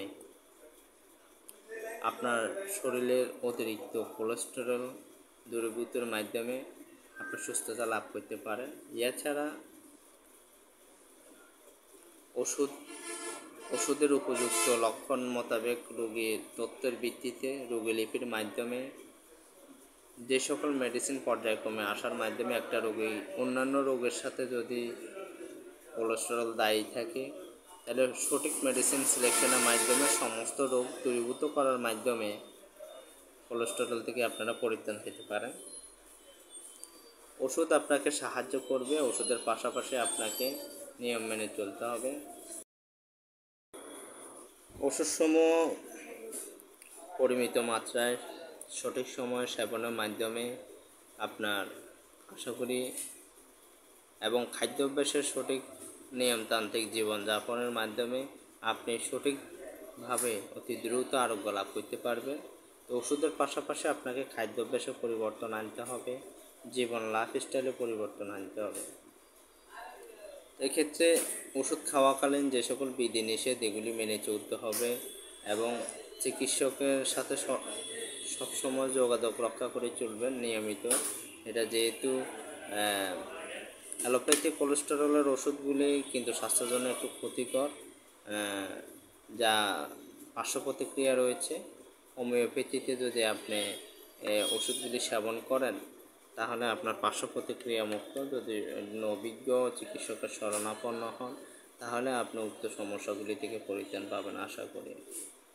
আর এক্ষেত্রে আপনি যদি আমরা ওষুধের পাশাপাশি যদি আপনি শরীর থেকে বিষাক্ত যে টক্সিনগুলি দূরীভূত করতে চান, এক্ষেত্রে আমাদের যে সকল বর্তমান ক্ষেত্রে আমরা কিছু ফুড সাপ্লিমেন্ট খেতে পারি। পাশাপাশি আমরা মনে করেন কিছু জীবন ব্যবস্থা যেমন খালি পায়ে হাঁটার অভ্যাস করবেন। সকালে খালি পায়ে মাটিতে হাঁটার ব্যবস্থা করলে আমরা সচরাচর ইদানিং সবসময় পায়ের মধ্যে জুতা রাখার ব্যবস্থা করি বা কাজে ব্যস্ত থাকার কারণে খালি পায়ে হাঁটা মাটিরও অভাব, সব পাকা যার কারণে দেখা যায় আমরা সঠিক ব্যবস্থা নিতে পারি না। খালি পায়ে হাঁটার মাধ্যমে আপনার পায়ে যে বিষাক্ত শরীরের যে বিষাক্ত টক্সিনগুলি, এই টক্সিনগুলি মাটি শুষে নেয়। এছাড়াও এটা শরীরের যে ভারসাম্য ব্যালেন্সিং, শরীরের হরমোন ব্যালেন্সিং করার ক্ষেত্রে, শরীরের ইমিউন সিস্টেমকে আপনার সতেজ করার ক্ষেত্রে, রোগ প্রতিরোধ ক্ষমতাকে বৃদ্ধির ক্ষেত্রে মাটির সাথে আমাদের শরীরের একটা রিলেটেড সম্পৃক্ততা রয়েছে, যেটা অত্যন্ত গুরুত্বপূর্ণ। খালি পায়ে বিশেষত গ্রামে যারা থাকে এরা গ্রামে খালি পায়ে হাঁটার ফলে এদের সুস্থতার হার অনেক বেশি। আমরা সচরাচর যারা শহর কেন্দ্রিক বসবাস করি এক্ষেত্রে আমাদের শরীরের মধ্যে আমরা মাটির সংস্পর্শ পাই না বিদায় বিভিন্ন টক্সিন খাদ্যাভ্যাসের মাধ্যমে, বিশেষত জীবন লাইফস্টাইলের মাধ্যমে আমাদের শরীরে ঢুকে। এক্ষেত্রে অনেক গবেষণায় প্রমাণিত হয়েছে যে যদি আমরা খালি পায়ে হাঁটতে পারি, এই হাঁটাটা আমাদের পায়ের যে প্রত্যেকটা পয়েন্ট রয়েছে, পায়ের মধ্যে মানুষের শরীরে যতগুলি অর্গান আছে এই সকল অর্গানের অবস্থান রয়েছে এবং কেন্দ্রবিন্দু রয়েছে। এই পায়ের মধ্যে দিয়ে এই প্রত্যেকটা অর্গানের উপরে এবং প্রেশারের মাধ্যমে, চাপের সৃষ্টির মাধ্যমে এবং বিটা সেল এবং আলফা বিভিন্ন প্রয়োজনীয় উপাদানগুলি মাটি থেকে আমরা শোষণ করে থাকি এবং আমাদের শরীর থেকে যে বিষাক্ত পদার্থগুলি এগুলি শরীর থেকে বের হয়ে যায়। তো সুতরাং এক্ষেত্রে আমাদেরকে অবশ্যই খালি পায়ে হাঁটাটা খুবই গুরুত্বপূর্ণ একটা বিষয়। আর যে বিষয়টা বলো আমাদের খাদ্যাভ্যাসের ক্ষেত্রে কিছু বর্তমানে শরীরে অত্যন্ত কার্যকরী ফুড সাপ্লিমেন্ট হিসেবে আমরা ন্যাচারাল যে খাদ্যাভ্যাসগুলি সেগুলি দিয়ে আমাদেরকে ফলো করতে হবে। যেমন চিয়া সিড পৃথিবীর সর্বশ্রেষ্ঠ মানে সবচেয়ে বেশি ক্যালসিয়াম, যেটা দুধের চেয়ে, ডিমের চেয়ে আপনার সবচেয়ে মানে পুরো ভিটামিন আপনার খাবারটা আপনার চিয়া সিড খেতে পারেন। চিয়া সিড আপনার শরীরের অতিরিক্ত কোলেস্টেরলটা দূরীভূত করার ক্ষেত্রে খুবই গুরুত্বপূর্ণ ভূমিকা পালন করবে। শরীরের অতিরিক্ত মেদ বৃদ্ধি এবং তা দূরীভূত করার ক্ষেত্রে সাহায্য করবে। শরীরে যে দুর্বলতা দূর করবে, হতাশা, স্ট্রেস এবং আপনার শরীরে ক্লান্তি দূর করার ক্ষেত্রে সুপ্রিয় পানীয় হিসেবে আপনি ব্যবহার করতে পারেন। এছাড়া আপনি নিয়মিত 2 বেলা খেতে পারেন। আর আপনি পাশাপাশি হিমালয়ান পিঙ্ক সল্টটা খেতে পারেন। এটা এই সল্টটা যেহেতু পাহাড়ি সল্ট, যার কারণে এই মাটিটা বেশিরভাগই ম্যাগনেসিয়াম সমৃদ্ধ এবং লাল বিদায় শরীরে যাদের শরীরের মধ্যে আপনার আয়রনের শর্টেজ আছে, ম্যাগনেসিয়াম শর্টেজ আছে, যাদের অনেক শরীরের ব্যথা বেদনা কামড় চিমড় খুব বেশি, বিশেষত বৃদ্ধ বয়স্ক যারা বাবা মা যাদের আছে প্রায় শরীরে ব্যথা বেদনাতে কষ্ট পায়, তাদেরকে আপনার হিমালয়ান পিঙ্ক সল্টটা তরকারির সাথে, খাবারের সাথে, চিয়া সিডের সাথে দিয়ে দিতে পারেন পরিমিত মাত্রায়। তাহলে এটা আপনার শরীরের ক্যালসিয়ামের সাপ্লিমেন্টের সাথে সাথে আপনার শরীরে অতিরিক্ত যে লবণটা তো পর্যাপ্ত আয়োডিন আছে এবং সকল অনেকগুলি ভিটামিন রয়েছে যেগুলি আমাদের শরীরের জন্য খুবই প্রয়োজনীয়, যার ব্যবহারের মাধ্যমে আমরা আমাদের জন্য খুবই উপকারী হিসেবে ব্যবহৃত। এছাড়া আপনারা তেলের ক্ষেত্রে আমরা আসি যদি আমরা সচরাচর সয়াবিন তেলটা বেশিরভাগ ব্যবহার করে থাকি, তবে আমাদের কোলেস্ট্রল বৃদ্ধির অন্যতম প্রধান আসামি হলো সয়াবিন তেল। এই সয়াবিন তেল থেকে আমাদেরকে একটু বিরত থাকাটাই সর্বোত্তম। আপনার যে গ্যাস্ট্রিকের সমস্যা, শরীরে অতিরিক্ত কোলেস্টেরল এবং বুড়ি পচাবাসি তেলের মাধ্যমে আপনার গ্যাস্ট্রিকের সমস্যাটা বেশি হয়ে থাকে। এগুলির কারণেও আলসারেটিভ প্রবলেম হতে পারে। শরীরে প্রয়োজনীয় যে অ্যামাইনো অ্যাসিডগুলি এগুলির পরিমাণ কমে থাকে, শরীরের ভিতরে বিভিন্ন রকম বিভিন্ন ক্ষত সৃষ্টি হয়ে থাকে। এক্ষেত্রে আপনার সরিষার তেল খুবই উপকারী। আপনার সরিষার তেল গানি ভাঙা যদি সরিষার তেল পান, ওই সরিষার তেলটা খাবেন, ওই সরিষার তেল আপনার শরীরের জন্য গ্যাস্ট্রিক যে অ্যাসিডিটি দূর করার ক্ষেত্রে খুবই গুরুত্বপূর্ণ পালন করবে এবং শরীরে আপনার এসডিএল বৃদ্ধিতে খুবই গুরুত্বপূর্ণ ভূমিকা পালন করে। এসডিএল কোলেস্ট্রল আপনার শরীরের জন্য খুবই উপকারী। এলডিএল তো আপনার ক্ষতিকর। সরিষার তেলটা খেতে পারেন, এটা আপনার শরীরের জন্য খুব ভালো কাজ করবে। এছাড়া আপনি অলিভ অয়েল খেতে পারেন। অলিভ অয়েলের মধ্যে আল্লাহ রাসূল সাল্লাল্লাহু আলাইহি ওয়াসাল্লাম বলছেন বরকত রয়েছে। অলিভ অয়েল নিজের শরীরে বিভিন্ন স্থানে ম্যাসেজ করতে পারেন। হ্যাঁ, অলিভ অয়েল আপনি খাবার হিসেবে ব্যবহার করতে পারেন, তরকারিতে। হ্যাঁ, বিভিন্নভাবে আপনি অলিভ অয়েল ব্যবহারের মাধ্যমে শরীরকে সতেজ রাখতে পারেন, ভালো রাখতে পারেন। বিভিন্ন ইনফেকশন থেকে দূরীভূত, পেটের ভিতরে আলসারেটিভ বিভিন্ন ক্ষত এবং আপনার যে ক্ষুদ্রান্ত্র বৃহদান্ত্রের মধ্যে অনেকগুলি প্রয়োজনীয় ব্যাকটেরিয়া রয়েছে। ব্যাকটেরিয়াগুলিকে আমাদের এই খাদ্যাভ্যাসের কারণে ব্যাকটেরিয়াগুলি নষ্ট হয়ে যায়। এক্ষেত্রে আপনার অলিভ অয়েলটা খুবই গুরুত্বপূর্ণ ভূমিকা পালন করে আপনার এই ব্যাকটেরিয়াগুলিকে জীবিত রাখতে এবং সতেজ রাখতে, কার্যক্ষমতা স্বাভাবিক করার ক্ষেত্রে খুবই গুরুত্বপূর্ণ ভূমিকা পালন করে। আপনি ঘি, দেশি গরুর যে অরিজিনাল ঘিটা যদি আপনার পান, ঘিকে খাদ্যের সাথে ব্যবহার করতে পারেন, এই ঘি আপনার হজম ক্রিয়াতে খুব গুরুত্বপূর্ণ ভূমিকা পালন করবে। আপনার ব্যাড কোলেস্টেরল দূর করে আপনার এসডিএল বৃদ্ধিতে খুবই গুরুত্বপূর্ণ ভূমিকা পালন করবে। ঘি স্বাস্থ্যসম্মত এবং এটা আপনার শরীরে এসডিএল বাড়াতে খুবই সাহায্য করে থাকে। এছাড়াও গবেষণার মাধ্যমে দেখা গিয়েছে যে বহির্বিশ্বে ইদানিং এর ব্যবহার বেড়ে গেছে। আপনারা নারকেল তেল খেতে পারেন।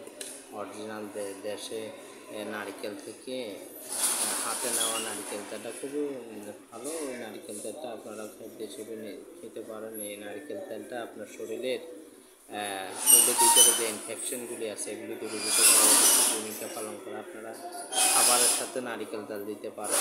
দিনের মধ্যে কয়েকবার ইচ্ছা করলে নারকেল তেল 1 চামচ 2 চামচ খেতে পারেন। নারকেল তেলও খুবই গুরুত্বপূর্ণ ভূমিকা পালন করে আপনার সুস্থতার ক্ষেত্রে। আমাদের শরীরের নারকেল তেল কিন্তু অনেকে ধারণা করতে পারেন নারকেল তেল বসে যায়, এটা আমাদের ভিতরে গেলে বসে যাবে, এরকম কিন্তু নয়। নারকেল তেল আমাদের শরীরের পাকস্থলীর মাধ্যমে হজম ক্রিয়াটাকে বাড়ানোর ক্ষেত্রে খুব সাহায্য করে থাকে। যে ইনফেকশনগুলি আছে এগুলি দূরীভূত করে আমাদের শরীরে উপকারী যে তেল বা উপকারী কোলেস্টেরল বৃদ্ধির ক্ষেত্রে এসডিএল খুবই বাড়ানোর ক্ষেত্রে খুবই গুরুত্বপূর্ণ ভূমিকা পালন করে থাকে। আসলে অনেক কিছুই আছে আমাদেরকে সুস্থ থাকার জন্য। আমাদেরকে নিয়মিত সবুজ শাকসবজি খেতে হবে, পরিমিত মাত্রায় শাকসবজি, ন্যাচারাল, বিশেষত আমাদেরকে একটু স্বাস্থ্যসম্মত সকল কিছু আমাদেরকে স্বাস্থ্যসম্মত চিন্তা করতে হবে। যে গোস্তগুলি আমরা খাবো, গোস্ত খাওয়ার ক্ষেত্রে, মাংস খাওয়ার ক্ষেত্রে যে সকল গরুগুলি সাধারণত রোদের মধ্যে চড়ে বেড়ায়, কাঁচা ঘাস খায়, সবুজ ঘাস খায়, ওই গরুগুলির মাংসগুলি কেনার জন্য চেষ্টা করবেন। কারণ ওই গরুগুলিতে পর্যাপ্ত ভিটামিন ডি সাপ্লাই পায়, যার কারণে এদের শরীরের মাংসগুলিতেও পর্যাপ্ত ভিটামিন ডি আছে, যেটা আমাদের স্বাস্থ্যের জন্য উপকৃত। কিন্তু যেগুলি খামারের মধ্যে বা দেখা যায় বড় বড় খামারের মধ্যে রাখি পল্লী ভুসি বা ফিড খাওয়ায়, বিভিন্নভাবে মোটা তাজা করে, ওই চর্বিগুলিও আমাদের স্বাস্থ্যের জন্য ক্ষতি। আমরা ওই গরুগুলি যেগুলি ভিটামিন ডি সমৃদ্ধ রোদ্রে চড়ায় বেড়ে খায়, ওই গরুগুলির চর্বিগুলিও আমাদের স্বাস্থ্যের জন্য উপকারী। আপনারা এগুলি খেতে পারেন। আর আপনারা ইচ্ছা করলে হাঁসের ডিম খেতে পারেন, দেশি হাঁসের ডিম খাবেন। এক্ষেত্রে ফার্মের মুরগি, যে এগুলি বেশিরভাগই ফিড জাতীয় খাবার খেয়ে থাকে, যেগুলি সাধারণত আপনার এগুলির মধ্যে এক ধরনের ক্ষতিকর পদার্থ ক্যারিয়ামের পরিমাণ বেশি থাকে, যেটা আপনার স্বাস্থ্যের জন্য ক্ষতিকর হয়ে থাকে। এই খাবারগুলি এক্ষেত্রে আমাদেরকে অবশ্যই স্বাস্থ্যসম্মত দেশি পণ্য সেবন করাটাই আসলে খাওয়াটাই উত্তম। যেগুলি আমরা দেশি পাই, যেগুলিতে অতিরিক্ত মাত্রা সার, কীটনাশক এই সকল ব্যবহৃত হয় না, ওই খাদ্যগুলি আমাদেরকে কেনার ক্ষেত্রে দেশি মাছ, আমাদেরকে দেশি পুকুরের এগুলি আমাদেরকে লক্ষ্য করে যদি আমরা একটু সচেতন হয়ে চলতে পারি, তাহলে আমাদের অনেকাংশে এই ব্যাড কোলেস্টেরল জাতীয় এই সমস্যা থেকে আমরা পরিত্রাণ পেতে পারি। আসলে সুস্থই সকল সুখের মূল। সুস্থতার ক্ষেত্রে আমাদেরকে অবশ্যই সঠিক উপায়টা মেনে চলতে হবে। আজকে চারিদিকে ভেজাল, আমরা যা খাই সব কিছুই ভেজাল, আর ভেজালগুলি আমাদের শরীরের ভিতরে এসে আমাদের শরীরকে অসুস্থ করে দিচ্ছে। আজকে সুস্থতার জন্য আমরা যত আয়োজন করি, কিন্তু আসলে আমরা তারপরও সুস্থ হতে পারতেছি না। এক্ষেত্রে আমাদেরকে সঠিক খাবার, সঠিক সময়ে সঠিক টাইমে খাওয়া উচিত। আমাদেরকে যে সঠিকভাবে আমাদের জীবন যাপন করতে হবে, তাহলে আমরা সুস্থ হতে পারবো। কোলেস্টেরল পরিপূর্ণভাবে দূরীভূত করার জন্য, বিশেষত ব্যাড কোলেস্টেরল এলডিএলকে দূরীভূত করার জন্য আপনি খাদ্যাভ্যাসের মাধ্যমে যতটুকু সম্ভব হয় আপনি এটা দূরীভূত করতে পারলে এটাই হচ্ছে সবচেয়ে বেটার। ওষুধমুক্ত জীবনযাপন করাটা এটাই হচ্ছে সর্বোৎকৃষ্ট। এক্ষেত্রে আপনি পাশাপাশি যে সকল খাদ্যাভ্যাস সম্পর্কে বলা হয়েছে সেগুলির পাশাপাশি যদি আপনি মেথি খেতে পারেন, মেথিকে ভিজিয়ে মেথির পানিটা খেতে পারেন। মেথি খুবই উপকারী শরীরের জন্য, অ্যান্টিঅক্সিডেন্ট। এটা আপনার শরীর থেকে অতিরিক্ত মেদ, কোলেস্টেরল দূরীভূত করতে খুবই সাহায্য করে। এবং শরীরকে আপনার শরীরের যে টক্সিনগুলি আছে টক্সিন দূরীভূত করতে সাহায্য করে। মেথির পানি আপনার খুবই উপকারী এবং শরীরে আপনার রোগ প্রতিরোধ ক্ষমতা বাড়াতেও খুব সাহায্য করে। এবং মেথির পানি, মেথিটা আপনার ডায়াবেটিস যেন না হয় এক্ষেত্রে খুবই সাহায্য করবে, সুগার নিয়ন্ত্রণ করবে, অতিরিক্ত ফ্যাট রিলিজ করবে এবং আপনার শরীরে আপনার যৌবন ধরে রাখার ক্ষেত্রে মেথি খুবই গুরুত্বপূর্ণ ভূমিকা পালন করবে। এক্ষেত্রে মেথি আপনার শরীরে হাই প্রেশার, উচ্চ রক্তচাপে যদি আপনার ভোগেন, রক্তকে তরল করার ক্ষেত্রে, রক্তচাপ কমানোর ক্ষেত্রেও মেথি খুবই গুরুত্বপূর্ণ ভূমিকা পালন করবে। আপনার প্যানক্রিয়াসের কার্যক্রম স্বাভাবিক করার জন্য মেথি খুবই ভালো কাজ করে থাকে। এছাড়া আপনার রসুনের পেস্ট বানিয়ে রসুন খেতে পারেন, বা এক কোয়া রসুন আপনি খেতে পারেন ভাতের সাথে, বা বিভিন্ন খাবারের সাথে আপনার রসুনকে খাদ্য হিসেবে কাঁচা খাওয়ার চেষ্টা করতে পারেন। রসুনের যে সাদা অংশ এটা খুবই উপকারী আমাদের শরীরের জন্য, বিশেষত আপনার শরীরের অতিরিক্ত যে ফ্যাট, ব্যাড কোলেস্টেরল, এটা দূরীভূত করার জন্য রসুনও খুবই কার্যকরী একটা ওষুধ, যেগুলি আপনার রোগ প্রতিরোধ ক্ষমতাকে বাড়াবে। আর রোগ প্রতিরোধ ক্ষমতা বৃদ্ধি পেলে আপনার ঠান্ডা, সর্দি, কাশি এবং ব্যাড কোলেস্টেরলের ফলে আপনার শরীরে যে সকল সমস্যা দেখা দিয়ে থাকে এগুলি থেকে আপনারা পরিত্রাণ পাবেন। এছাড়া আপনারা ভালো বাদাম, কাজু বাদাম, পেস্তা বাদাম এগুলি খেতে পারেন। বাদামে রয়েছে পর্যাপ্ত পরিমাণ ওমেগা 3 ফ্যাটি অ্যাসিড এবং উপকারী ফ্যাটি অ্যাসিডগুলি যেগুলি আছে, অ্যামাইনো অ্যাসিডগুলি, এগুলি আমাদের শরীরের জন্য খুবই প্রয়োজনীয়। আপনারা বাদাম অপ্রয়োজনীয় জিনিস, নাস্তা, চা, বিস্কিট এগুলি না খেয়ে আপনার যখন খিদে লাগবে তখন এই সময় আপনি কিছু বাদাম রাখতে পারেন। চিনা বাদামও হইতে পারে, আপনি এগুলি খেতে পারেন। বেশি করে সালাদ, বেশি করে গাজর, শসা, টমেটো, আপনার ধনিয়া পাতাকেও আপনি ইচ্ছা করলে ব্লেন্ডার করে ধনিয়া পাতার যে জুস, এই জুসটা আপনার শরীরের অতিরিক্ত কোলেস্ট্রল দূর করার ক্ষেত্রে খুবই কার্যকরী ভূমিকা পালন করে থাকে। এছাড়া আপনি ইচ্ছা করলে আমলকি যে আছে, আমলকিকে আপনি কিনে আনে আমলকিকে ব্লেন্ডার করে আমলকির যে জুসটা, এই জুসটা আপনার খিদে বাড়ানোর ক্ষেত্রে খুবই সাহায্য করবে এবং ক্ষতিকর যে ফ্যাট আছে এই ফ্যাট দূরীভূত করার জন্য খুবই কার্যকরী হিসেবে কাজ করবে। আপনি এক্ষেত্রে আমলকির সিজনে আপনি আমলকি এনে ব্লেন্ডার করে বা এটাকে সংরক্ষণ করতে পারলে এটা আপনি খাবেন। এটা আপনার শরীরের অতিরিক্ত খারাপ কোলেস্ট্রল দূরীভূত করতে খুবই সাহায্য করবে। সর্বোপরি যেটা বলতেছে, আপনারা প্রত্যেক 6 মাস অন্তর অন্তর নিজেরা ব্লাড টেস্ট, বিশেষত লিপিড প্রোফাইল টেস্টের মাধ্যমে আপনার শরীরে কোলেস্টেরলের পরিমাণ কেমন, এসডিএলের পরিমাণ, এলডিএলের পরিমাণ, এগুলি যদি জানতে পারেন তাহলে সে অনুপাতে আপনারা সচেতন হতে পারেন। আর সচেতনতার মাধ্যমে আপনারা কীভাবে পরিত্রাণ পাওয়া যায় সেই অনুপাতে জীবন লাইফ স্টাইলে ব্যবস্থা করার মাধ্যমে আপনারা এগুলি থেকে পরিত্রাণ পেতে পারেন। সবশেষে বলতেছে আপনাকে ব্যায়াম করতে হবে, কারণ ব্যায়াম বা স্বাভাবিক শরীরচর্চা অক্সিজেন গ্রহণের মাধ্যমে রক্ত সঞ্চালন প্রক্রিয়াকে সকল প্রকার আবিলতা মুক্ত করে আপনার দেহের রক্তে কোলেস্টেরলের মাত্রায় নিরাপদ মাত্রায় রাখতে বিশেষ ভূমিকা পালন করবে। এক্সারসাইজের কোনো তুলনা নেই। আপনার যে দীর্ঘক্ষণ বসে থাকার ফলে আপনার শরীরে যে অতিরিক্ত ব্লাড সার্কুলেশনটা হচ্ছে না, যে কারণে আপনি নিয়মিত ব্লাড সার্কুলেশনটাকে বাড়াইতে পারলে এক্সারসাইজের মাধ্যমে, তাহলে যে রক্ত জমা চর্বি ফ্যাট জমে থাকার প্রবণতাটা কমে যাবে, যার মাধ্যমে আপনার কোলেস্টেরলের পরিমাণ অনেকটা কমবে। কারণ ব্যায়াম দৈহিক প্রয়োজন অনুযায়ী আপনার আদর্শ দেহ গঠনে আপনাকে সাহায্য করে থাকে।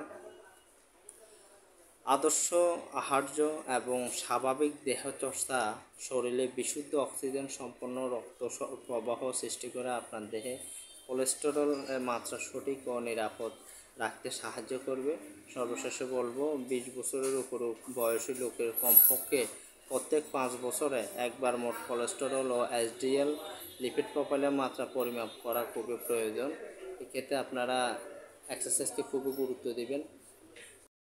এক্সারসাইজের ক্ষেত্রে আপনারা দীর্ঘ নিঃশ্বাস নিতে পারেন, প্রত্যেক অনেকক্ষণ পরপর বড় বড় নিঃশ্বাস নেবেন, নেওয়ার পর আস্তে নিঃশ্বাসগুলি ছাড়বেন। এই প্রক্রিয়ার মাধ্যমে আপনার ব্লাড সার্কুলেশন বাড়ার সম্ভাবনা আছে। সর্বোপরি বলতে চাই যে নিজে কীভাবে সেফ হবেন, নিজের আশেপাশে প্রতিবেশী, নিজের ফ্যামিলির অন্যান্য সদস্যদেরকে আপনারা সঠিক ইনফরমেশনের মাধ্যমে তাদেরকে তাদের জীবন লাইফ স্টাইলকে চেঞ্জের মাধ্যমে তারা যেন সঠিকভাবে সুস্থ থাকতে পারে।